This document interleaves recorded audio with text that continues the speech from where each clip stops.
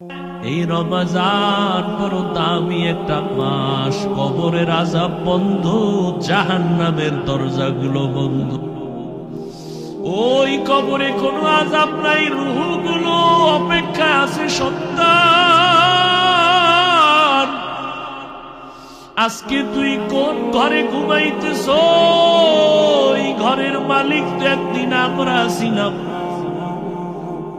আজকে তোরে বড় বানাইতে গিয়া আমি মা কত ঘুম নষ্ট করেছি।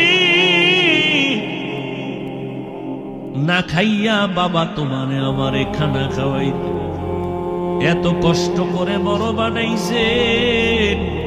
ওই মা বাবাকে বলিয়া তুমি কেমনে ঘুমাও রে বাবা?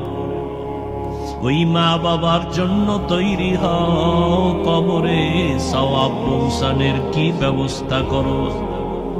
রমজান আসছে, এই রমজান এত বরকতের মাস, তাকওয়া অর্জনের মাস।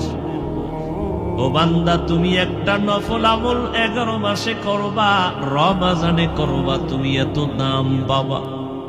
একটা নফল অন্য মাসে করো, রমজানে করবা, ফরজের সমান সওয়াব হয়ে যাবে। অন্য মাসে একটা ফরজ আমল করবা, আর রমজানে করলে 70টা ফরজের সওয়াব জমা হয়ে যাবে।